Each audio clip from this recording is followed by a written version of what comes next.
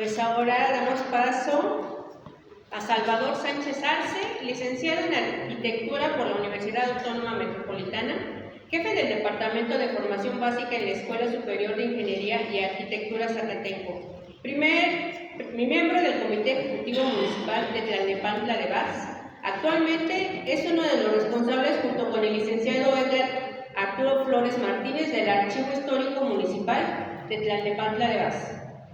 El lugar en donde nos encontramos en estos momentos y en el cual nos brindaron todas las facilidades para llevar a cabo este evento. Muchas gracias.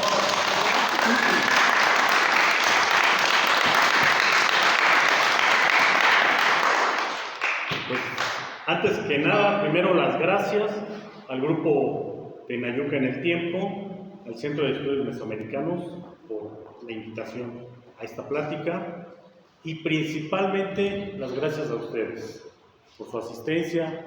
Ha sido un día largo, ya vamos quemados de tiempo y de verdad valoro mucho que todavía estén a estas horas aquí presentes.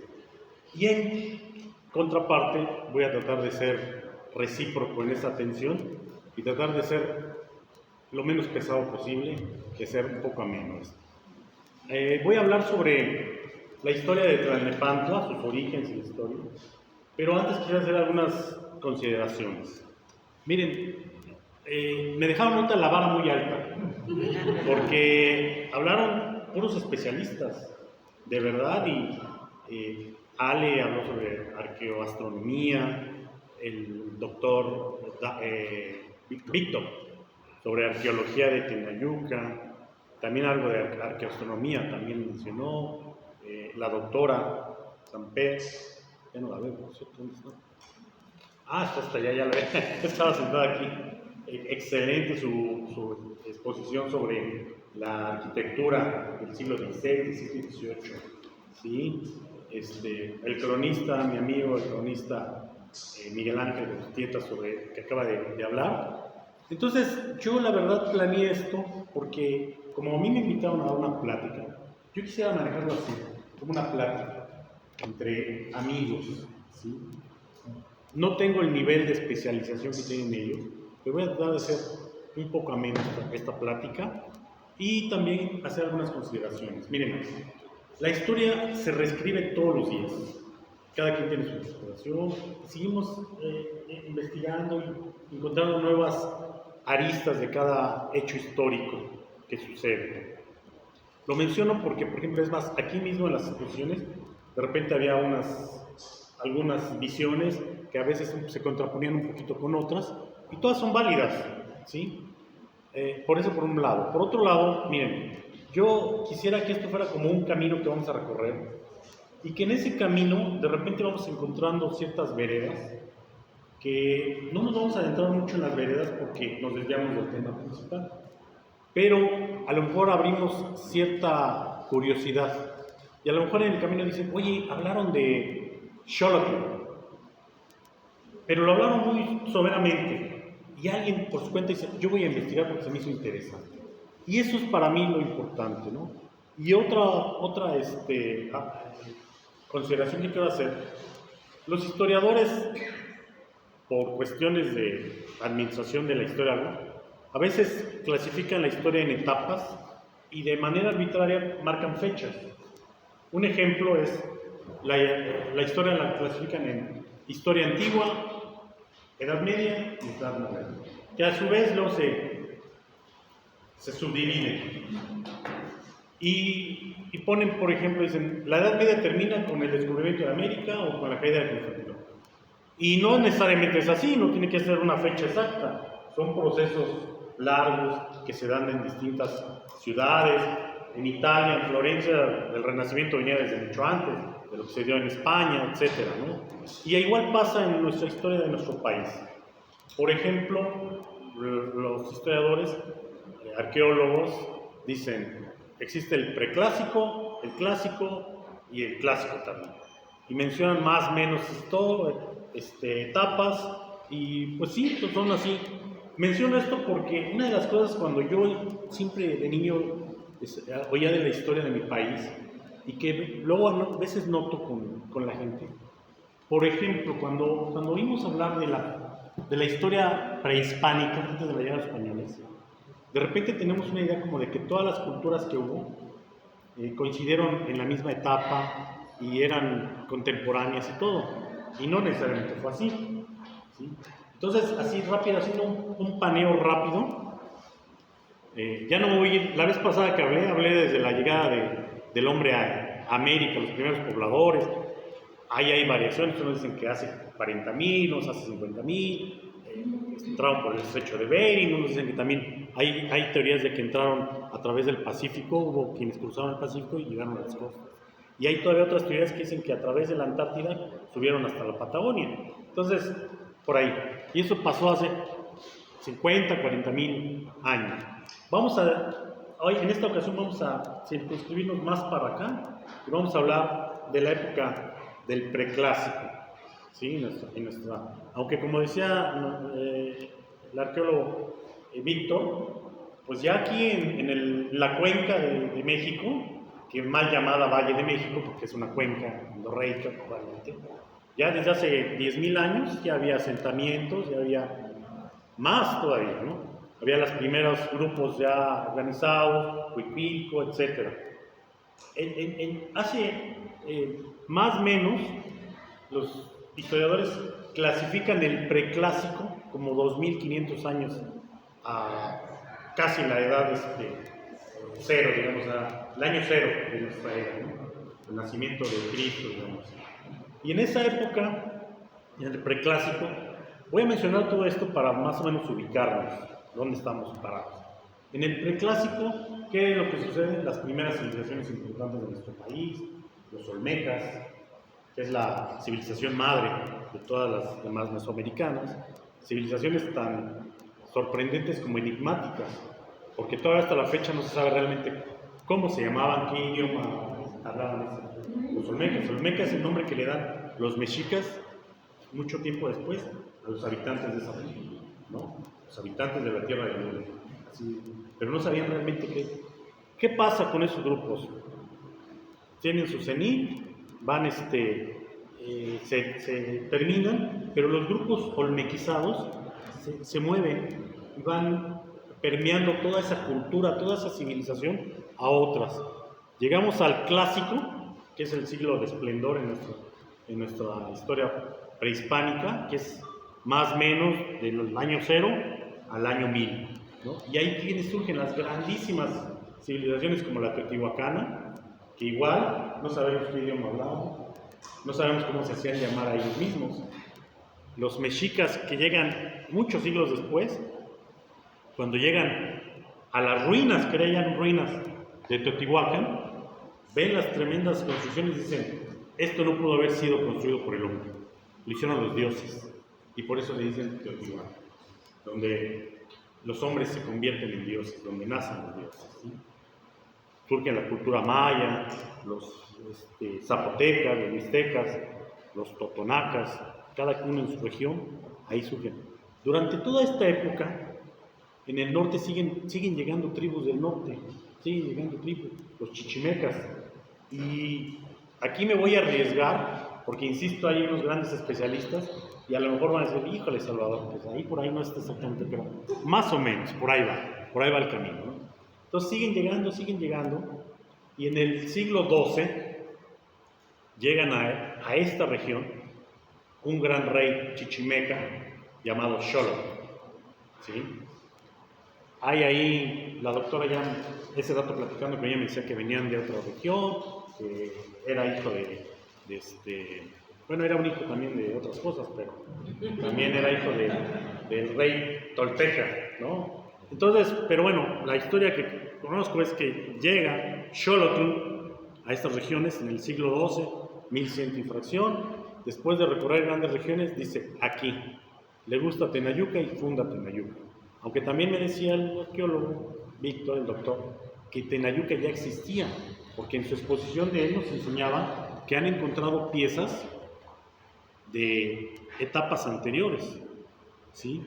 Entonces, lo que hace Xolotl, entonces supongo que funda ahí su reino, viene con su hijo Nopaltzin, tiene 2 hijas aquí, 2 hijas, y Xolotl inteligentemente, como hicieron los Habsburgo en Europa, que dominaron gran parte, no en base a luchas, a guerras, sino a matrimonios.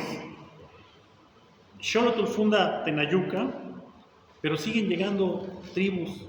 De hecho, los aztecas llegan más de 100 años después, son de las últimas tribus chichimecas que llegan. Entonces Xolotl, cuando llegan otras tribus, casa a sus hijas con esos reyes que vienen. Y ahí viene una gran importancia de Xolotl, porque a una de sus hijas la casa con el rey de los tepanecas que llegaron, que se instalan en Azcapotzalco, y de esa descendencia viene Tezosomoc. ¿Sí? O sea, Tezosomoc venía siendo como nieto de Xolotl. Y también acuérdense que el nieto preferido de Tezosomoc era Chimalpopoca, el tercer Tlatoani azteca. A otra de sus hijas la casa con el rey de los Acolhuas, y de ahí viene la descendencia de Texcoco, viene Iztlizóchitl, Nezahualcóyotl, Nezahualpili. Entonces, nada más para que se den una idea del calibre de esto, ¿no? Otro casa a otra princesa de ellos, con el rey de los otomís, y ellos les asignan las tierras de Jaltocan, ¿sí? Los otomíes se siguen moviendo, y algunos de ellos, y aquí a lo mejor me corrige el licenciado, ya se me movió, Ranulfo, está por aquí, ya se fue. Bueno, mañana él va a dar una plática muy interesante sobre Teocalhueyaca.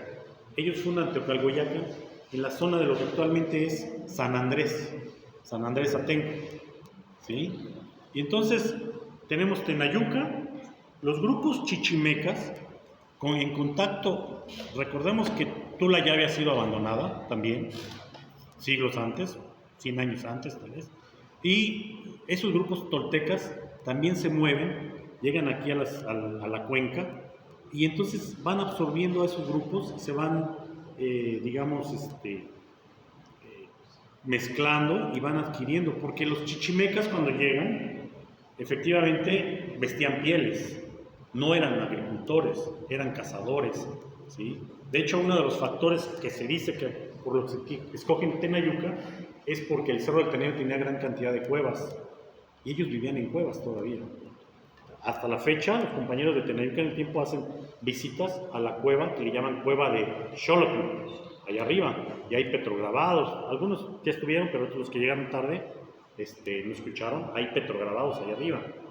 Entonces se van toltequizando, digámoslo así, adquieren la lengua náhuatl, y en eso estamos. Después llegan los aztecas, 100 años después, más o menos, son primero tributarios de Azcapotzalco, Tezosomoc es el gran rey, y después se independizan, vencen a Azcapotzalco, y son los que dominan el valle, ¿no? Los aztecas tenían una gran discriminación hacia los otomíes, tan es así que llamaban su pulque, lo clasificaban en pulque fino, pulque corriente y pulque otomí. De ese tamaño era la forma. Todos los otomíes pues, no querían mucho a los náhuatl, a los aztecas. Eso pasa cuando llegan los españoles. Me estoy yendo así muy rápido por cuestiones de tiempo, ¿no? Llegan los españoles, obviamente, aquí, cuando les decía que abrimos ciertas sendas, cada tema que vamos tocando, híjole, podemos debatir tantas cosas, tantas aristas, sin embargo, no es la idea. A lo mejor, como les decía, el espacio está aquí para seguir haciendo simposios sobre temas específicos y todo, ¿no? Entonces, cuando llegan los aztecas, por ejemplo, en la época de la conquista, mal llamada conquista, como dice la doctora, que también tenemos unas ideas erróneas, ¿no? Dicen, vencieron a los mexicanos. No vencieron a los mexicanos. Los mexicanos, si queremos pensar que eran los mexicas, pues sí los vencieron a ellos, pero los vencieron los tlaxcaltecas, los totonacas, hasta los texcocanos, que eran aliados, también al final entraron ahí. Todos, por 1000 razones, ¿no? Y hay un episodio que ocurre en nuestro municipio, en lo que era nuestro municipio, poco conocido. El episodio que nosotros llamamos de la Noche Triste, que se llama de la Noche Triste, cuando Cortés sale huyendo de Tenochtitlan, sale por la Mixco-Tacuba, según la leyenda llora ahí en el árbol, ¿no?, en la Noche Triste, y hasta ahí nos quedamos. Pero hay una parte no contada de que él va dándole la vuelta a toda la cuenca, todo el valle, y van a buscarlo los otomíes de Tecalhueyacan, y lo reciben, y ahí descansa, allí se recupera en Tecalhueyacan, y después da toda la vuelta para llegar hasta Tlaxcala nuevamente, ¿no? Pasa la conquista y llegan el proceso de evangelización, ¿sí? Hasta aquí ahorita se dan cuenta que realmente existe Tecalhueyacan y Tenayucan. No hemos mencionado Tlalnepantla, aunque también ahí dicen por ahí que ya existía Tlalnepantla, pero no, realmente no. Bueno, entonces llegan los frailes franciscanos y van un domingo a dar misa en Tecalhueyacan, en Otomí, y un domingo a dar misa en Tenayuca, en náhuatl. Los habitantes de Tecalhueyacan, Otomí, tenían que venir a Tenayuca, y el próximo domingo los de Tenayuca tenían que ir a Tecalhueyacan. Y como eran pueblos que no se querían mucho, había problemas, ¿no? Y entonces los frailes deciden fundar en medio de los dos, y ustedes si un día agarran un mapa, un Google Maps, y van a ver que exactamente a la mitad de San Andrés y de Tenayuca fundan el templo de Corpus Christi, lo que es hoy nuestra catedral. Sí, exactamente a la mitad. Por eso se llama Tlalnepantla, tierra de en medio. Está en medio de los dos pueblos que originarios estaban, que fundaban Tlalnepantla. Nuestra catedral tiene una característica, muchas, pero una que voy a mencionar ahorita. Los indígenas de Tecalhueyacan tenían que traer piedra para construir la catedral, porque, como decía la doctora, se hizo siempre con mano de obra indígena. Y los de Tenayuca también que tenían que traer piedra. Entonces, nuestra catedral, los indígenas de Tenayuca traían piedra rosa, que es lo que se da en el Tenayo, y los de Tecalhueyacan traían piedra gris. En la fachada de nuestra catedral van a ver cómo el pórtico es gris y hay piedras grises, piedras rosas, todo mezclado. En los arcos que están al lado, en el pórtico que está al lado, se ve clarísimo. Hay 3 arcos rosas y los demás, otros 3, 4, grises. Y donde se ve con mayor claridad, desgraciadamente no hay acceso, es en el claustro del convento de San Francisco, que está ahí, que ahora está cerrado. Pero ahí adentro, si un día pudiéramos, ojalá se pueda entrar un día, y se ve claramente cómo la mitad del claustro es gris y cómo la mitad es rosa. Así de celosos eran los indígenas con se sentían dueños cada quien de la mitad de la. También se dice que por eso tenían hasta sus propias pilas bautismales. Ahí tenemos las dos. La que está al frente, efectivamente sí tiene los glifos de Tenayuca, esa que está ahí, y se dice que la de atrás era donde se bautizaban los otomíes, ¿sí? Afuera de catedral van a ver una estatua de 2 indígenas que están unidos. Eso es lo que simboliza la unión de los 2 pueblos y la fundación de Tlalnepantla. Entonces, entramos ya al periodo colonial. ¿Qué pasa en el periodo colonial? Vienen las encomiendas, que las encomiendas, pues en teoría era como encomendarle a un español,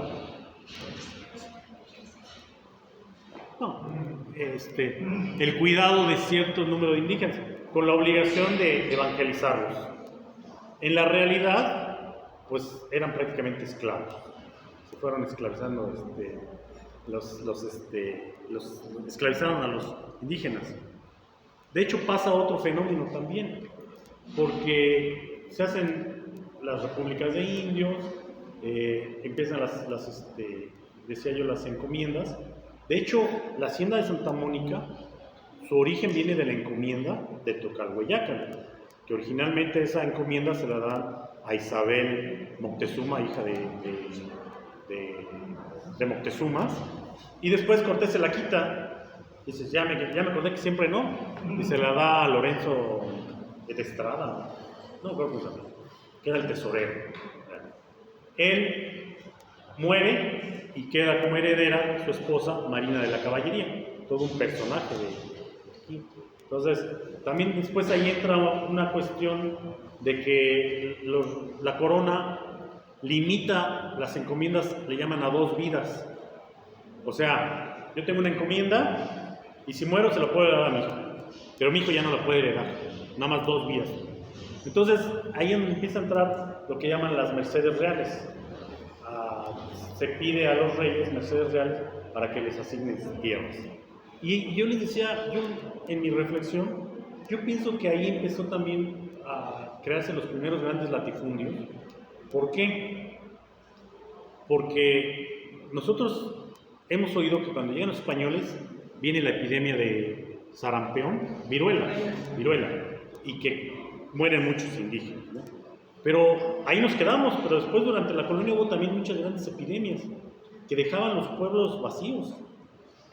Entonces lo que hacían eran, se me fue la palabra, la reasignación, algo así de los indígenas, los reubicaban a lugares y esas tierras grandes quedaban vacías, digámoslo así, y entonces los españoles, y cuando digo españoles no lo digo de manera... Eran españoles, pues, eran los que se les daban las mercedes reales, aunque también hubo mercedes reales a comunidades indígenas, pero principalmente a los conquistadores, hijos de conquistadores. Y entonces ellos, al ver territorios despoblados, pedían una merced real y se les asignaba esas mercedes reales, ¿sí? Y entonces empezaron a crecer las grandes haciendas. La hacienda de Santa Mónica, aunque originalmente parte de esa encomienda de Tecalhueyacan, y después se va moviendo y todo hasta que llega a los padres agustinos, los frailes agustinos, que son los que la bautizan como la hacienda de Santa Mónica, porque entiendo yo que Santa Mónica era la madre de San Agustín, entonces por eso le ponen la hacienda de Santa Mónica. Pero el casco que vemos nosotros hoy en día no es de esa época, no es del siglo XVI.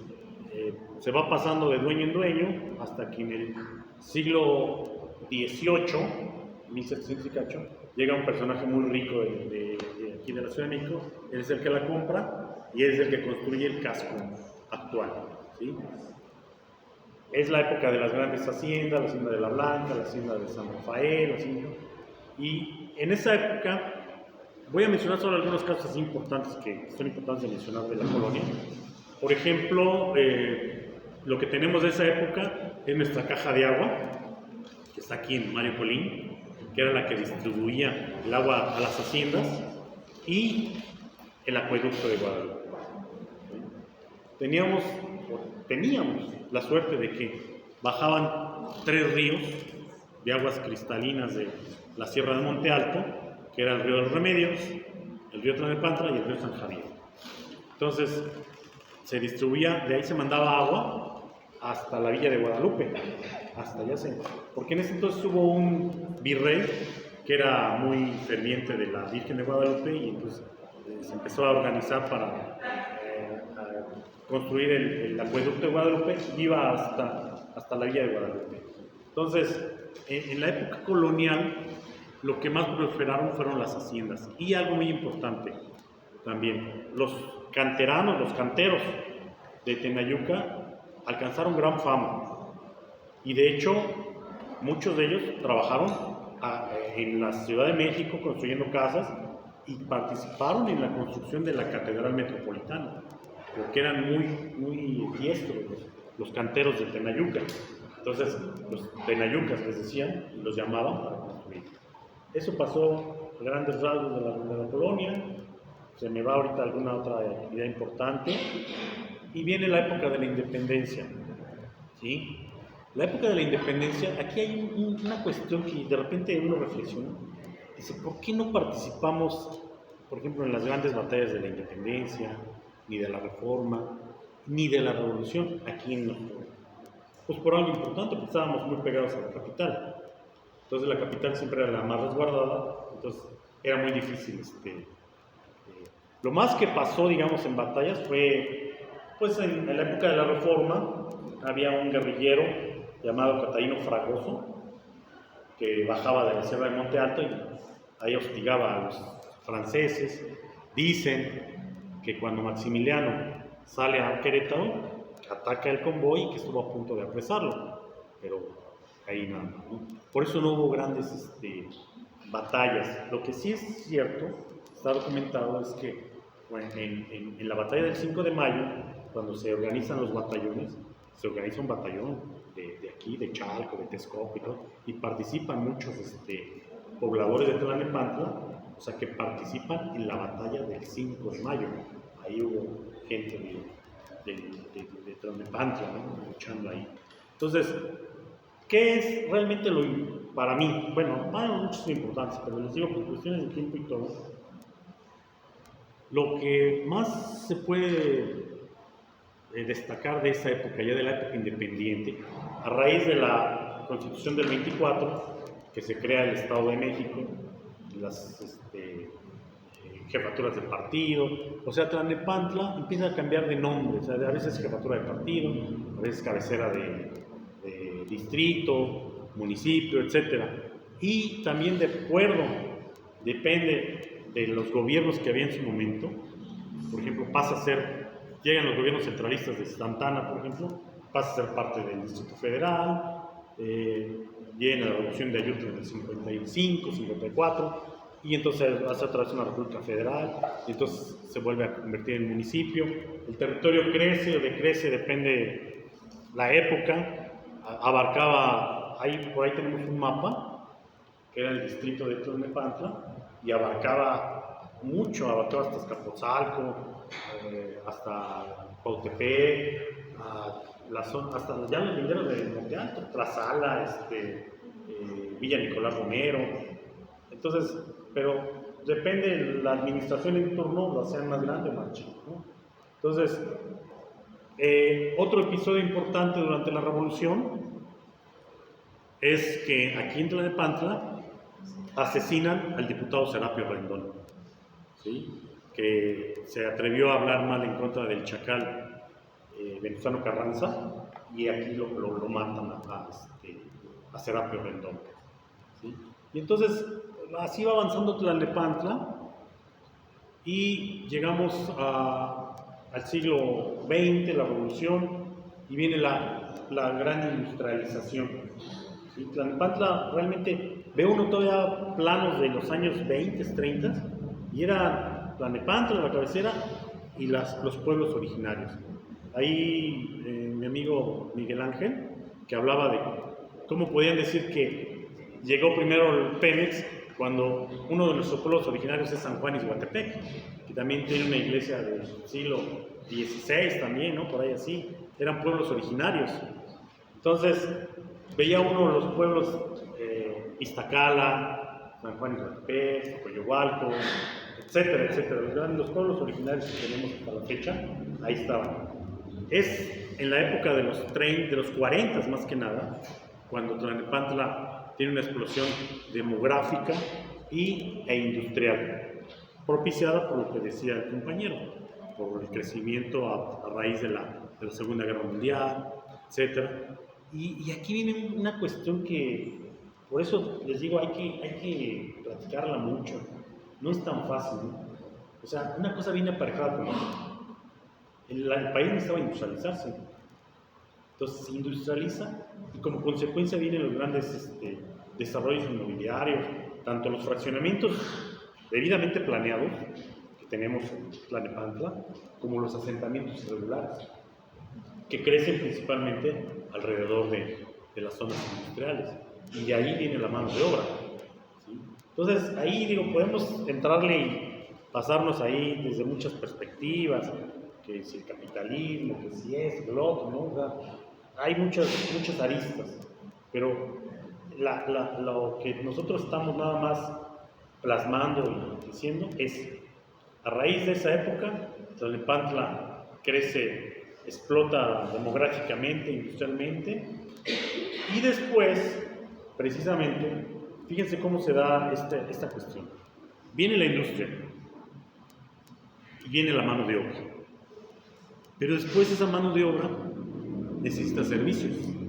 Tanto los servicios municipales como los servicios comerciales. Grandes tiendas y todo. Y es lo que está pasando hoy en nuestro municipio. No en nuestro municipio, en muchas zonas. Va cambiando la vocación de la tierra. Aquí en Tlalnepantla, ¿cómo fue la vocación de las haciendas? Porque también se me pasó a decir, por ejemplo, todavía a principios del siglo XX, los que vivimos en Prado Ayer, por ejemplo, íbamos atrás a la ex hacienda en medio, que ahora es la ex hacienda en medio, a comprar la leche, ¿se acuerdan? Entonces, esta parte de Tlalnepantla fue una gran cuenca lechera, era la época de las haciendas. ¿Cómo esa vocación de agrícola, agropecuaria, cambia su vocación a una vocación industrial? Ya hoy en día ya no hay sembradíos en Tlalnepantla, más que las macetas en sus casas, nada más, ¿no? Ya no tenemos. Entonces cambia la vocación y después esa necesidad de servicios, ahora están cambiando la vocación a una vocación comercial y de servicios. Lo que antes eran zonas industriales ahora se están convirtiendo en zonas comerciales, ¿sí? Y las industrias las están sacando de la zona conurbada, están yendo a provincias, a las plantas industriales, ¿sí? Y todo eso, bueno, yo nada más lo menciono, pero es una cosa en la que podríamos entrarle y estar hablando y hablando y hablando. Hoy en Tlalnepantla es una ciudad moderna, están las grandes cadenas hoteleras, las grandes cadenas, las grandes plazas comerciales, las grandes universidades, ¿sí? Y en consecuencia también, como una gran urbe que somos, tenemos una gran cantidad de problemas que tienen todas las grandes urbes.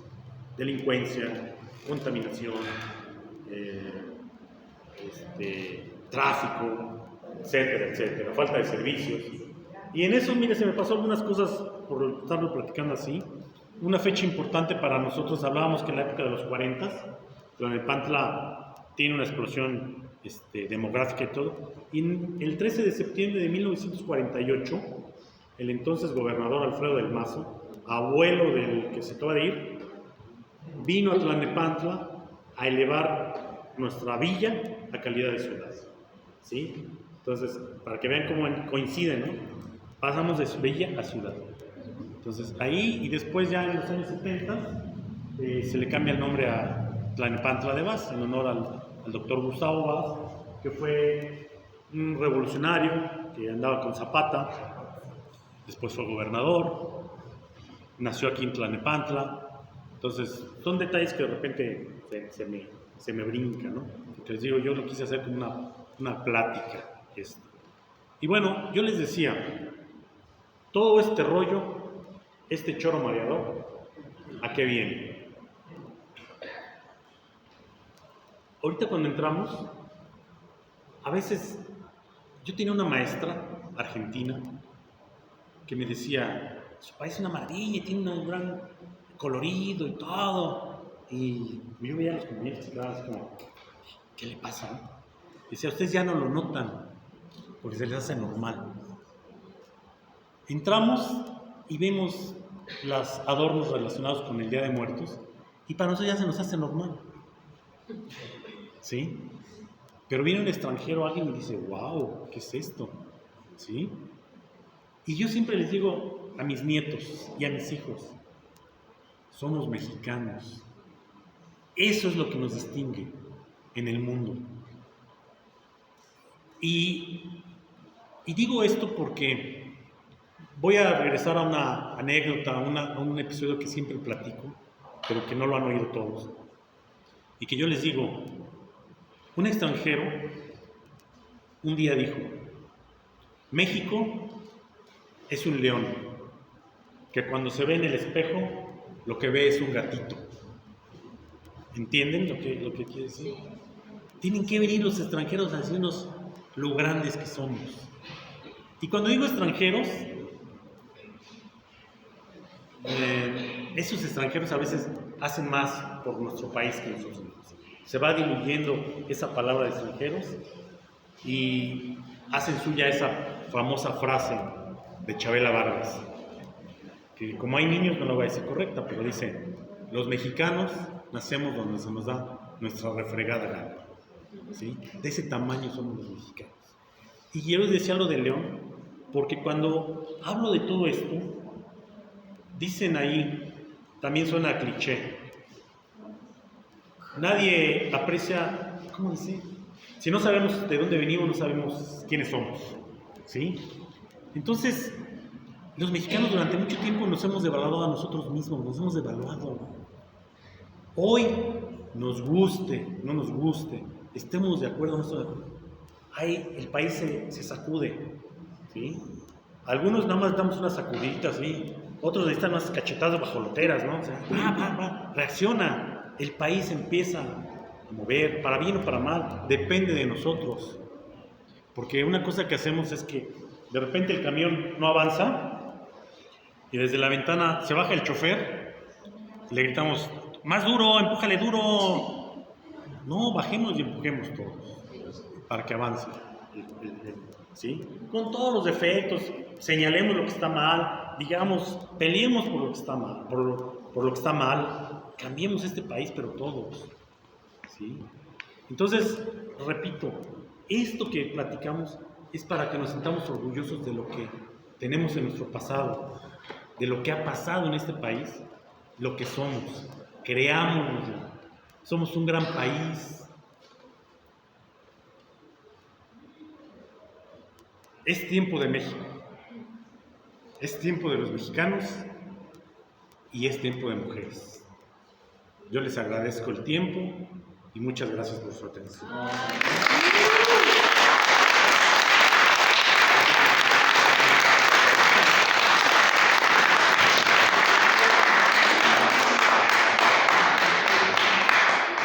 ¿Alguna pregunta? ¿El arquitecto? Y yo también saludado, perdón. Estaba distraído por ahí. Gracias. Sí. Ahí tienen una. 1, 2, yo 3. Y 4. A ver, 4. Pásales el micrófono. Tiene pila. Tienes voz de tenor, Víctor. Tú échale. Sí. ¿Sabes qué? No debiste haber sido arquero, debiste haber sido tenor. Te felicito por lo que llevaste, por para descubrir de los orígenes de Pernambuco. Te quería comentar de que precisamente Xolo trae una fuerza, ¿sí? Y entonces, por medio de las alianzas, se pudo hacer de gente que tenía los conocimientos. Entonces, con fuerza militar y la preparación que se jaló, pues fue que pudo crecer Ternayuca. Eso es lo que sucedió, y tan así que después en el futuro Texcoco, casi tiene muy poco tiempo, realmente en 150 años, Texcoco aparece y se convierte también en un crisol cultural prehispánico de esos siglos.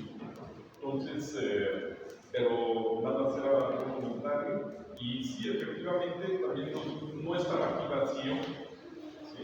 Había los últimos restos que se han encontrado, en aproximadamente unos, aquí en la cuenca, como unos 22.000 años, ¿sí? Y aquí pues ya ves que nos salieron villas preclásicas, ¿sí?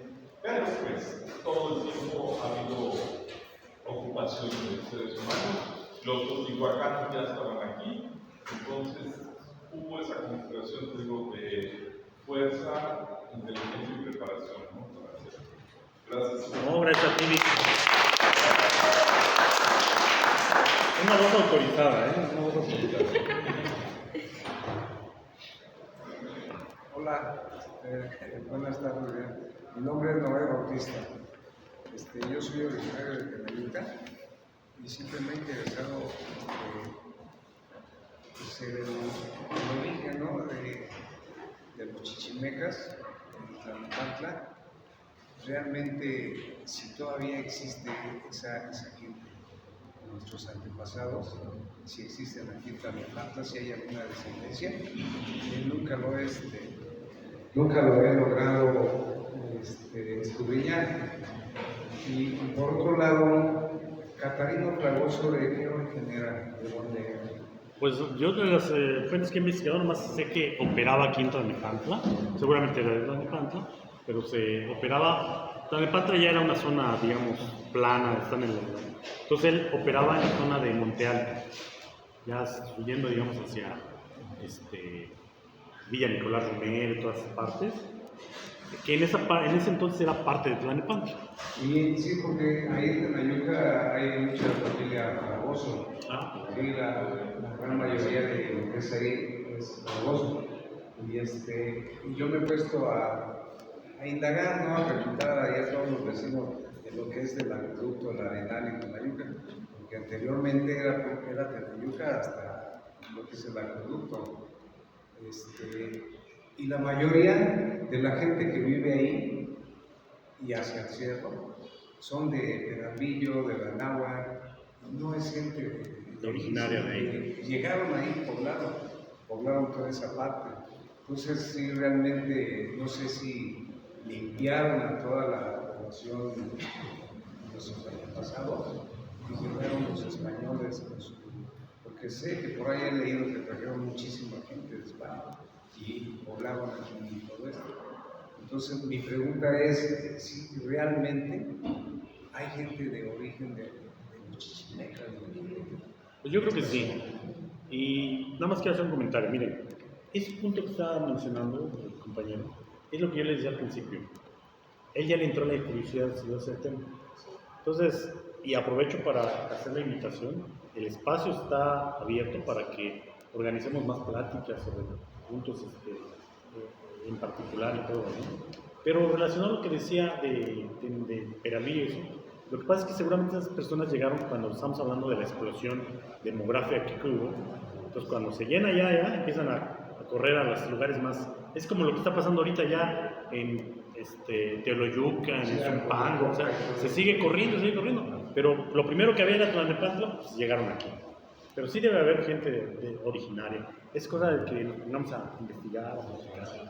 Sí, no, hay muchos temas, ¿no? Por respecto a eso, yo trato de investigar y de ir haciendo apuntes, todo eso. Pues aquí está el archivo histórico a sus órdenes. Y también por ahí mi hijo hizo una solicitud porque había una convocatoria de algo que están manejando aquí. Y no lo han llamado, pero me llamaron esta semana y él está muy interesado, él se acaba de ir ahorita. Pero creo que ya platicó alguna vez con ustedes, se encontraron. Pues no recuerdo, pero a lo mejor si me dice sus datos. No se va a acordar porque yo hasta ahorita me acordé que nos sentamos a comernos una torta aquí enfrente y hubo una... ¿Conmigo? No sé. Bueno, por ahí va, pero sí eso es lo que quería comentar. Ok. Muchas gracias. Bueno, yo quiero felicitar a todos los ponentes de este día, a los organizadores, porque yo me voy a maravillar con más dudas que respuestas. Y entre esas dudas está una. Yo llegué con esa sed de trabajo de los papás aquí a Tenayuca, a Tlalnepantla. Me casé con un señor nativo de Tenayuca. Suertudote. Entonces, no puedo dejar de escuchar las anécdotas. Entre ellas, la histórica estación del tren que está en Tenayuca, donde llegaba el tren de Monte Alto. Yo he tratado de investigar y desconozco totalmente. No sé si en alguna ocasión pudiera haber alguna ponencia al respecto de ese tema. Vamos a tomar en cuenta. Y una más que también me llama muchísimo la atención es que Tlalnepantla fue sede del Poder Federal por horas. Cuando el licenciado Benito Juárez Se me pasó. se asentó en un edificio que está por Los Arcos. Y a mí también me corroe la curiosidad, ¿cuáles fueron esas circunstancias cuando iba de huida? ¿Quién lo invitó? ¿Por qué llegó? No. Todo eso. Fue al revés. Gracias. De hecho, cuando él estuvo aquí, fue en el 67-68, no recuerdo bien. Más bien ya había vencido la República. Acuérdense que Juárez va moviéndose hacia el norte, llega hasta Paso del Norte, que es hoy Ciudad Juárez. Conforme se va recuperando el territorio, los franceses se van replegando y yendo, él va bajando. Porfirio Díaz toma la Ciudad de México, Mariano Escobedo toma Querétaro, y Juárez entra a la Ciudad de México, pero en ese entonces pues eran, digamos, de aquí a la Ciudad de México hacían, no sé, 3-4 horas tal vez, ¿no? Entonces Juárez viene bajando del norte, ya había vencido la República y pernocta aquí en Tlalnepantla. Al otro día en la mañana, Porfirio Díaz lo recibe aquí, se reúnen y entran ya a la Ciudad de México. Pero es cuando ya habían ganado. ¿Sí? Bueno.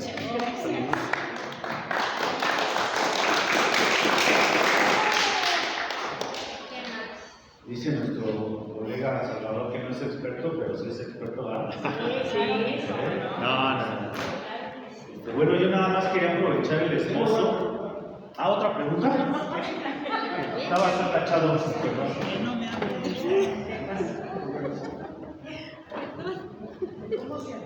Mi chava, que para que te conozco desde, bueno, no he conocido nada. No digas. Nada más para comentar, cuando llovía muchísimo, como en estas épocas que afortunadamente, se unían todos los 4 lagos de Sí. Chalco, de Notitlán, de Zumpango, etc. El agua no alcanzaba a llegar acá, a Tenayuca, a Tlalnepantla. Y eso creo que en parte ayudó a que tengamos unos terrenos firmes. Número 2, el cerro de Chiquihuite, el cerro del Tenayo, no se han mencionado mucho, pero creo que son como símbolos de Tlalnepantla, son los más altos de la Sierra de Guadalupe. Y es más, el cerro de Chiquihuite, un símbolo de corrupción, cuando alguien se empezó a manejar lo de las antenas. Tenemos como 8 o 10 antenas en el cerro de Chiquihuite. Y número 3, en una ocasión, hablando de las administraciones que decías, tú llega una administración y mueve los límites, llega otra y mueve los límites. En Zacatenco, Guadalupe, fue en alguna parte, o sea, algunas partes de la Ciudad de México, fueron en algún momento parte de Tlalnepantla. ¿Sí? Es lo que les quería decir. Nada más te llevo una acotación. Llegaste un poquito después, el compañero Alex y el compañero Víctor hablaron mucho sobre la importancia de los cerros, entre ellos el Chiquihuite, ¿no? Entonces va a haber oportunidad de que en otra ocasión hablen sobre eso otra vez, la importancia astronómica, arqueológica que tienen, y va a haber oportunidad de que los escuchen. Gracias, felicidades, chava.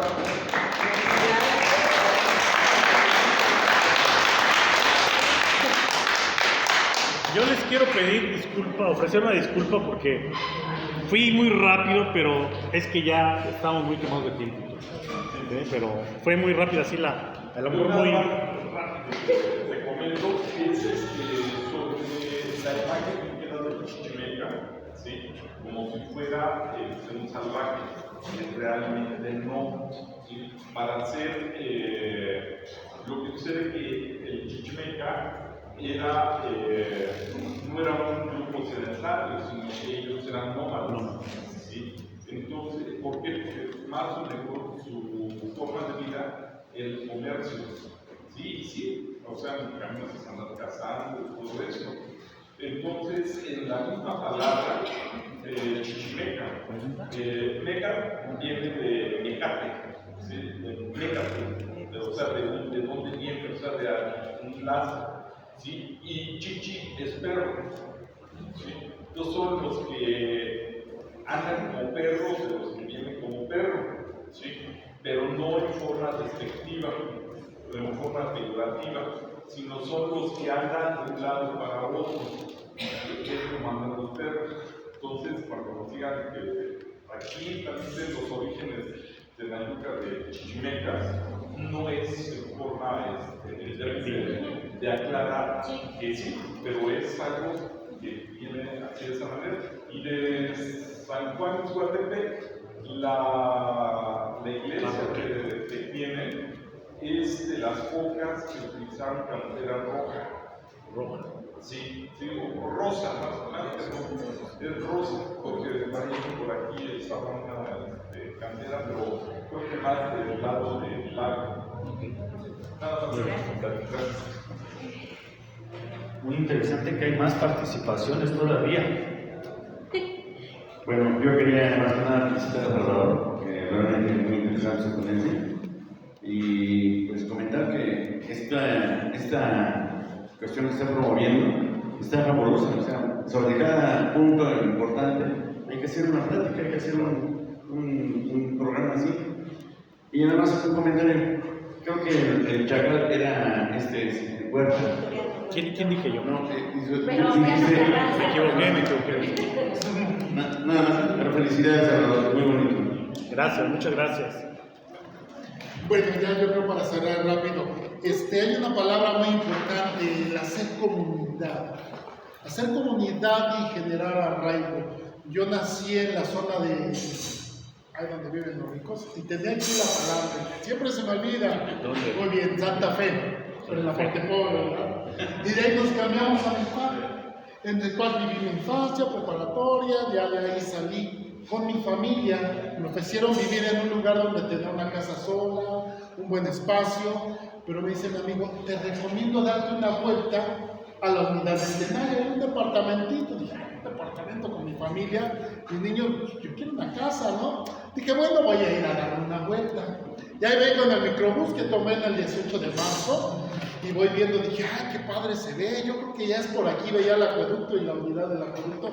Dije, no, ya es aquí, ya, porque me dijeron, bájate y la vas.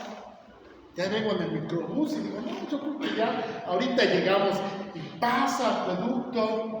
Y todavía no llegamos. Y yo veía un cerro, una vez pintada. No voy a hacer más para allá. Yo me quiero bajar y me regreso. Ya no me gustó, está muy lejos.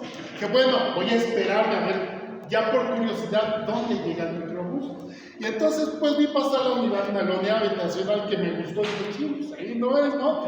Me sigo, se mete a San Lucas Patón y yo así de, sí, ¿por dónde ando? ¿A dónde? Oiga, si va para el Tenayo, va, sí, joven, la base, ya me la llegamos, aquí atrásito, ¿ok?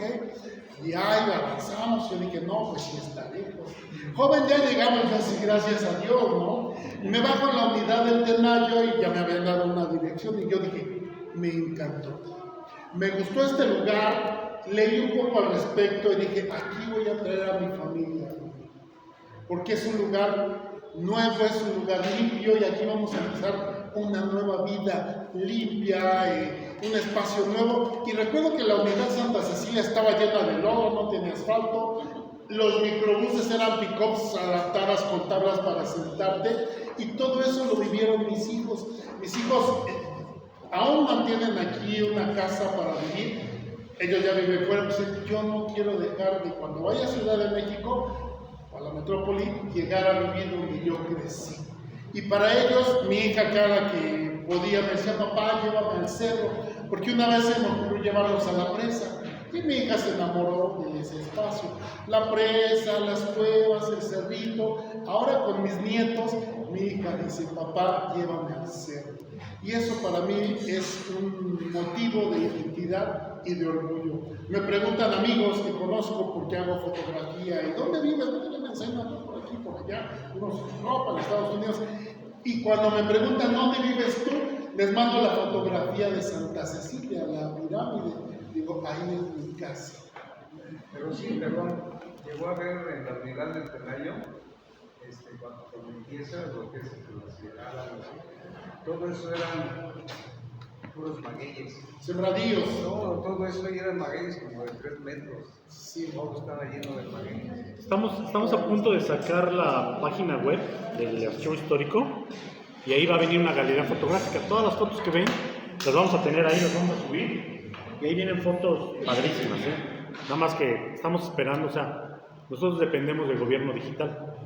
Entonces el gobierno digital está trabajando sobre eso. En cuanto esté, yo les aviso para que se metan y bajen Yo fotografías. nada más las tengo aquí porque creo que todos los días iba a subir al cerro porque me encantaba correr. Pues ahí estamos. ¿Y los ovnis? ¿Los ovnis? ¿Ovnis? ¿No hay ovnis por acá? Pues Sí, no me ha tocado ver, pero bueno. ¿En la yuca? en el Tenayo.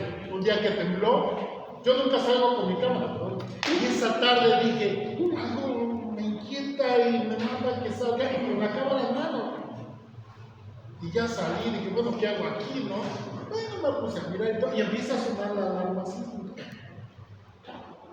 Suena la alarma sísmica y yo dije, si tiembla aquí es que se van a deshacer por allá abajo. Afortunadamente no se sintió el temblor aquí, dije, bueno, fue tranquilo. Entonces empiezo a fijarme en el espacio y veo cómo una forma cambiaba de volumen, tamaño, de luminosidad y se mantenía estática hasta como por 20 minutos. Entonces tomo mi cámara y empiezo a hacer fotos.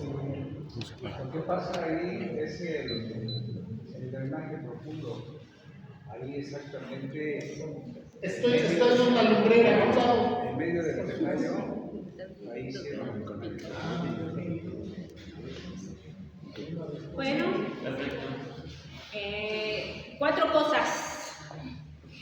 Una es que felicidades, Salvador, por tu ponencia, porque nos llevaste a reconocer nuestra identidad, a sentirnos orgullosos de donde estamos y de donde venimos. Eso es invaluable, es respectivamente lo que nos mueve a nosotros Tenayuca en el tiempo. Es eso, que la gente conozca sus raíces, que conozca su historia y que reconozca que somos de aquí y que lo vamos a prodigar y decir por todo por donde andemos, ¿no? Esa es una. La otra es una disculpa por el tiempo, disculpa. No pensamos que se nos fuera a desfasar, pero es que a mí me encanta que la gente está muy interesada. Bueno, esta es una disculpa. La otra es que ustedes, muchas gracias por venir, por asistir, por interesarse en estos temas. Le damos gracias a Salvador como a Edgar. Por prestarnos las instalaciones, por todas las facilidades, de verdad son unas personas increíbles y nosotros que estamos tan agradecidos de que nos hayan venido al espacio. Otra, yo creo que ya me pasé, ¿verdad? Bueno, otra es que también tenemos una sorpresa. El cronista Miguel Ángel nos va a regalar unos libros. Entonces...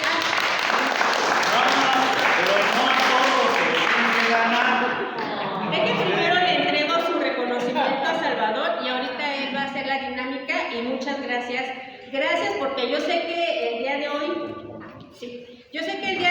el de mañana, hay muchas actividades en todo, tanto en el estado como en el distrito, hay muchas actividades que se pudieron ir a la marcha de zombies, se pudieron haber ido a la feria del libro, pero están aquí y eso es lo que agradecemos infinitamente, sí, por parte de Tenayuca en el tiempo, de Estudios Mesoamericanos, de Lina también, eso es lo que agradecemos ahora. Pues le entregamos Tenayuca en el tiempo y Estudios Mesoamericanos, otorga el presente reconocimiento a Salvador Sánchez Arce por su participación en el primer simposio Tlalnepantla y sus pueblos. Muchas gracias.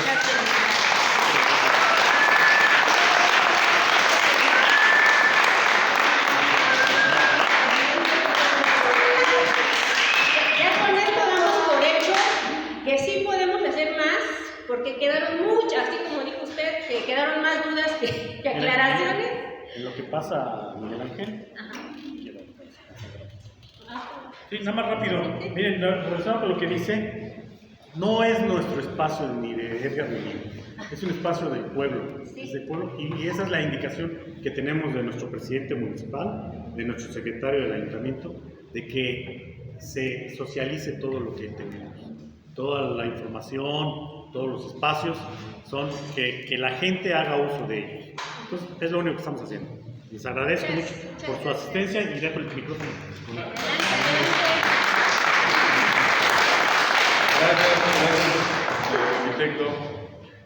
Miren, yo la verdad es que traía un libro para promocionar porque mañana lo vamos a presentar, lo dimensioné de esa manera. Traemos 3, es un libro de historias del trabajo, es otra de mis cosas que hago, aparte de historia de Tlalnepantla. Y bueno, pues hacemos un seminario y acá vienen 7 textos de diferentes historiadores sobre historias del trabajo. Vienen trabajadores de Palacio de Hierro, vienen los trabajadores ferrocarrileros que trabajé yo, los trabajadores de Pascual.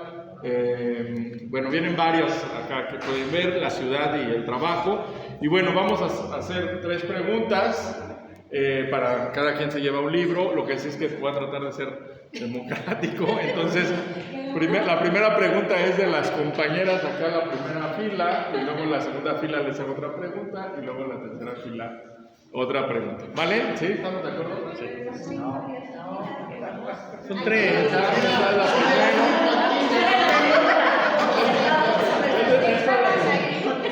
Esa de aquí es la primera. Sí, mamá, si quieres. No, y luego ya en medio y ya los de allá atrás también. Bueno, la primera pregunta es ¿qué nos dijo o de qué habló un tema o lo que les gustó la doctora García Samperio? Quien quiera, la compañera levantó la mano, se les adelantó. ¿Qué dijo la doctora Samperio? Buenas tardes, Lidia Villavicencio. La doctora habló sobre 3 catedrales, Corpus, Santa Cecilia y San Bartolo Tenayuca. Habló sobre toda la estructura arquitectónica y, bueno, las influencias del neoclásico y del barroco. ¡Wow!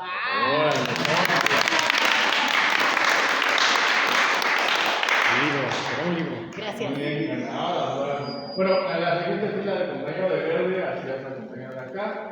Y la pregunta es, de lo que expuso el compañero, Otra. Pero No, nosotros sí.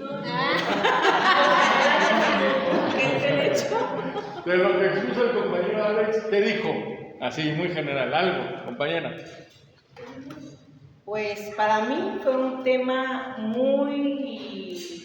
me movió mucho porque yo nunca había visto de esa manera.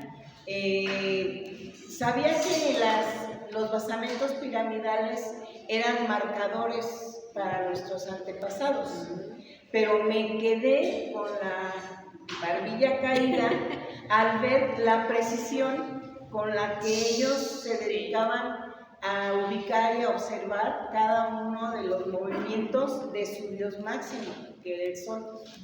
Para mí, en el caso del sol, cómo fueron dándose los marcadores a través de las diferentes sierras, cerros, y cómo culminan en este caso en nuestra amada pirámide de Tenayuca. Y una cosa que me llamó mucho la atención es que hicieron un corte en el cerro de Chiquihuite para observar el movimiento.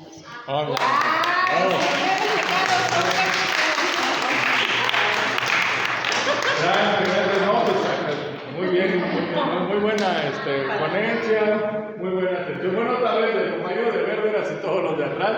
Muy sencilla. ¿De qué habló el arquitecto Salvador? El primero que levanta la mano, compañero. Parece del viejo Sí, desde aquí se ve así. Sí, no, ni lo veo. Compañera. Chorototo que me aventó, que se aventó. Bueno, a mí me encantó de verdad de todo lo que estuvo comentando el arquitecto, porque creo que muchos de nosotros ni siquiera sabemos bien qué onda con la historia, ¿no? Y he de confesarles que yo quería trabajar la evangelización en Tlalnepantla, y quería entrar a la iglesia, pero fue un poco complicado incluso trabajar en la parte de la evangelización, ¿no? Y entonces el hecho de que nos haya hecho todo el recorrido en tan poco tiempo fue así como que me vino a la mente muchas cosas que pues, a lo mejor uno ya sabía, ¿no? Pero que nos hace falta refrescar. Por ejemplo, la escultura que está aquí es tan emblemática, pero siempre pasamos de largo. Entonces, a ver, espérame, ahora entiendo por qué se llama Tlalnepantla, por qué se llama la tierra del medio, ¿no? La cuestión también de las haciendas, la importancia que es Tlalnepantla para la historia, no nada más municipal, sino a nivel nacional incluso, pero ni siquiera le damos como por hecho, ¿no? Y hubo un pedacito que de hecho por ahí alguien recordó, la parte de Benito Juárez, ¿no? Porque cuando voy a tomar mi micros en mi casa, ahí está la plaquita. Pero está la plaquita en un lugar muy chiquito, ¿no? Y es como, ¡ey! Aquí también hay historia, ¿no? Entonces creo que el hecho de estar recordando la historia desde los elementos tan chiquitos hasta lo macro, permite que generemos identificación. Entonces a mí me pareció maravillosa la historia que se pudo hacer en 15 a 20 minutos, que dije, wow, creo que de aquí hay mucho que sacar, ¿no? Y eso precisamente nos permite pues generar identificación. Entonces les agradezco mucho.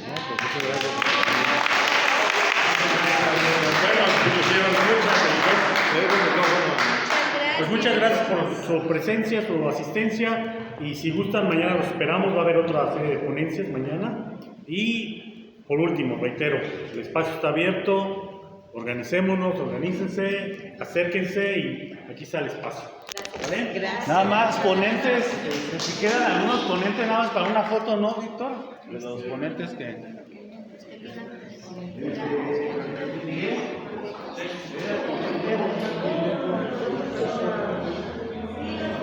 Ya nada más de los que quedan, quedamos en la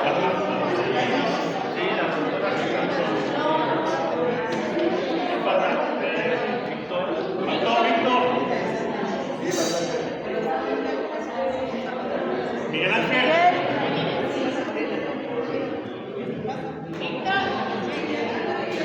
Compañeros.